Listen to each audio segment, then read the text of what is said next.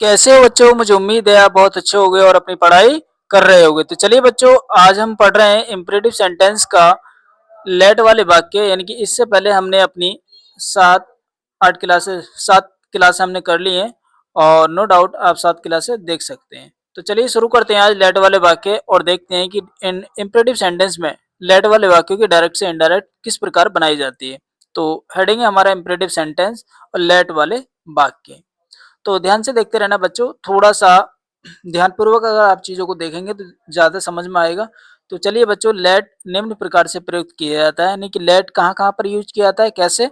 तो नंबर 1 प्रस्ताव के लिए, यानी कि इंग्लिश में हम बोलेंगे प्रपोज़ल के लिए, प्रार्थना के लिए, यानी कि रिक्वेस्ट के लिए, आदेश के लिए, यानी कि ऑर्डर के लिए। तो बात समझ में आ गई?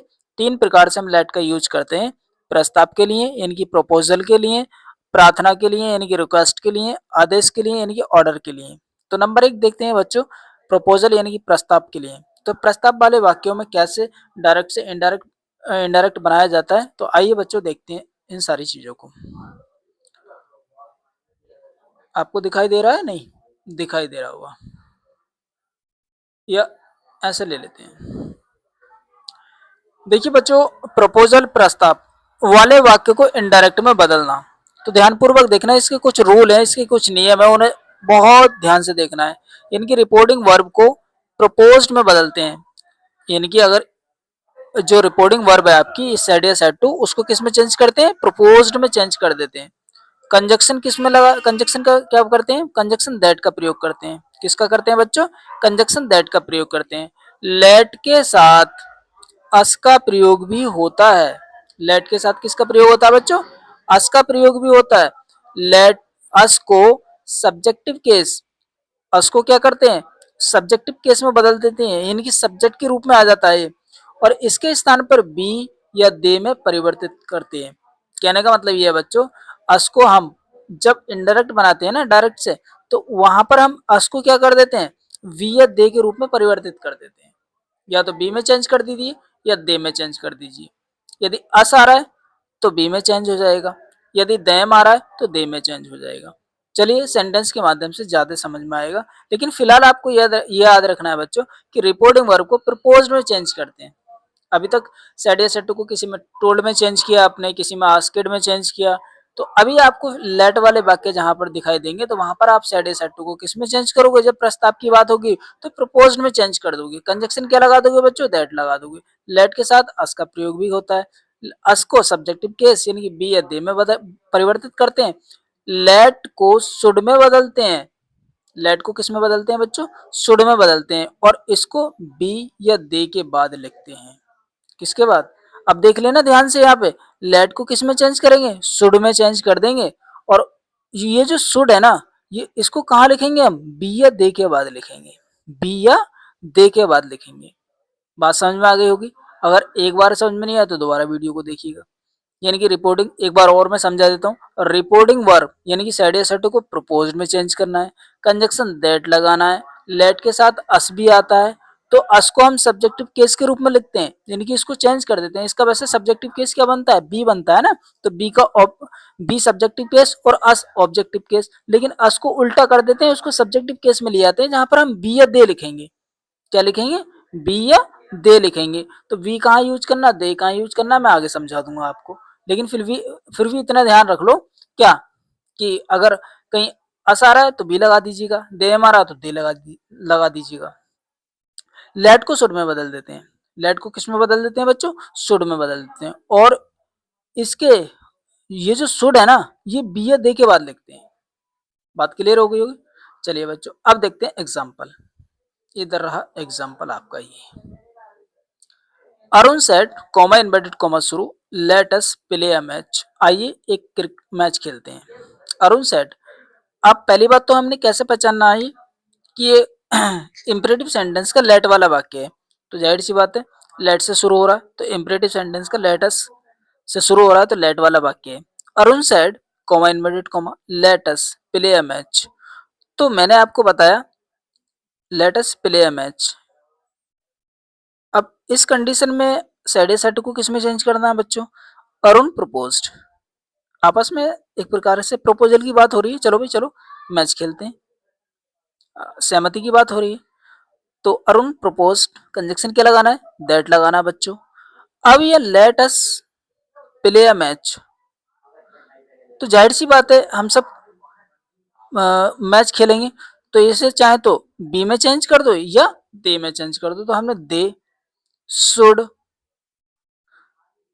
लेटस के बारे में मैंने बताया था आपको कि लेट को किस में चेंज कर देंगे, शुड में चेंज कर देंगे। अस को किस में चेंज कर देंगे, दे या बी में चेंज कर देंगे।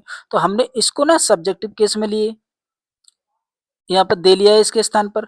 अब लेट को शुड में चेंज करना है, तो मैंने आपको बताया था क्या कि पहले इसको सब्जेक्टिव केस जब आएगा तो वो पहले आ जाएगा, और लेट जो शुड में बदलेगा तो वो बाद में आ जाएगा। प्ले या मैच ऐसे लिख देंगे। तो मुझे उम्मीद है बच्चों यहाँ तक आपको ये चीजें समझ में आई होंगी। चलिए और भी कुछ एग्जाम्पल हैं, उनके माध्यम से समझते हैं। Kaushal said to Reena, comma inverted comma शुरू, let us go to picnic, let us go to picnic. तो कौशल प्रपोज्ड, रीना, कंजक्शन क्या लगाना है, दैट।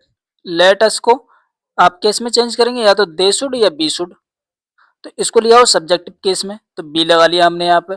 इसको लेट को किस में चेंज कर दिया, शुड में चेंज कर दिया। गो टू पिकनिक ऐसे लिख देंगे। तो बात समझ में आ गई। Kaushal proposed Reena that be should go to picnic.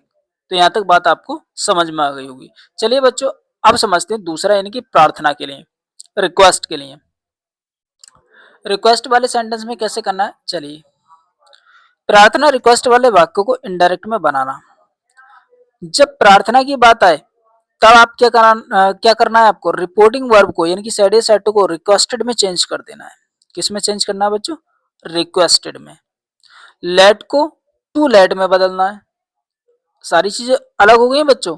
जब प्रपोज्ड में हमने पढ़ रहे थे, प्रपोजल में पढ़ रहे थे प्रस्ताव वाले में, तो सैड या सैड टू को प्रपोज में चेंज कर रहे थे, और वहां पर लेट अस को किस में चेंज कर रहे थे, दे शुड या बी शुड में। लेकिन जब प्रार्थना वाली बात आएगी तो लेट को किस में चेंज कर देंगे, टू लेट में बदलते हैं, कंजक्शन दैट का ही प्रयोग करते हैं यहाँ पर भी। जैसे एग्जांपल देखेंगे बच्चों, Joginder said to his principal, Joginder said to his principal comma inverted comma शुरू, let me go home, let me go home. तो Joginder requested his principal to let, let को किस में चेंज किया, to let him go home. Joginder requested, यहां that रह रहा है बच्चों, that to let him go home. यहां या फिर इस तरीके से बना लीजिए, Joginder requested his principal that he might be allowed to go home, he might be allowed to go home. या तो इस तरीके से बना लीजिए, या फिर आप इस तरीके से बना लीजिए, Joginder requested his principal that to let him go home. उम्मीद है आपको ये सारी चीजें समझ में आई होंगी। आइए अब समझते हैं बच्चों आदेश वाला, यानी कि जहां पर आदेश की बात आती है, ऑर्डर की बात आती है। तो ये रहा आपका ऑर्डर वाला सेंटेंस, यानी कि आदेश ऑर्डर वाले वाक्य को इनडायरेक्ट बनाना, रिपोर्टिंग वर्ब को ऑर्डर्ड में बदलना। रिपोर्टिंग वर्ब को किस में चेंज करेंगे बच्चों, ऑर्डर्ड में। लेट के स्थान पर दैट लिखते हैं, लेट के स्थान पर दैट लिखते हैं, फिर नाउन या प्रोनाउन के बाद शुड का प्रयोग कर वर्ब तथा अन्य शब्दों को लिखते हैं।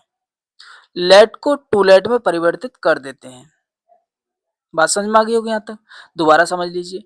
रिपोर्टिंग वर्ब को ऑर्डर्ड में बदलते हैं, लेट के स्थान पर दैट लिखते हैं, फिर नाउन या प्रोनाउन के बाद शुड का प्रयोग कर वर्ब तथा अन्य शब्दों को लिखते हैं। यानी कि लेट के स्थान पर वो लेट के बाद दैट का प्रयोग, कंजक्शन दैट का प्रयोग करते हैं। कुल मिला के बात कहने का ये है, लेट को टू लेट में परिवर्तित कर देते हैं। चलिए कुछ एग्जाम्पल के माध्यम से चीजों को हम समझते हैं। Pramod said to his clerk, let no one come late. Pramod said to his clerk, let no one come late. Pramod ordered his clerk that no one should come late, no one should come late। ये should क्यों आया, आपको पहले मैंने पीछे समझा दिया है, इसलिए आया। Pramod ordered his clerk that no one should come late। और या फिर आप इस तरीके से बनाइए, Pramod ordered his clerk to let no one come late। दोनों तरीके आपको बता दिए।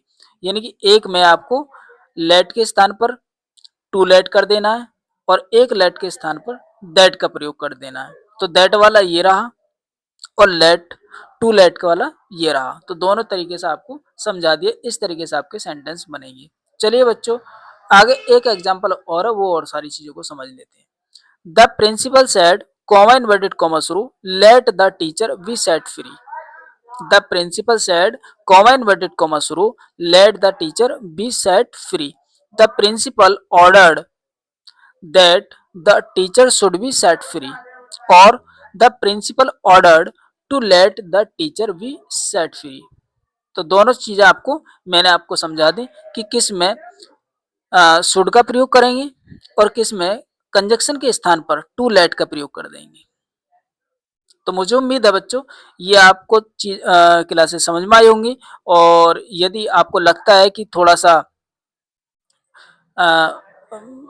कंफ्यूजन हो रही है या फिर हम ये कह सकते हैं कि थोड़ा सा डिफिकल्ट लग रहे हैं, तो नो डाउट आप वीडियो को दोबारा देख लीजिए और एक बार आपको समझ में आ जाएगा। उम्मीद है बच्चों ये आपको अच्छे से समझ में आया होगा और इसी तरीके से आगे हम अपनी पढ़ाई को करते रहेंगे और अगले सेंटेंस में आपको फिर मिलने वाले हैं ऑप्टेटिव सेंटेंस में। बने रहिए अपने यूट्यूब चैनल इंग्लिश क्रेडिबल पर। तब तक के लिए बाय।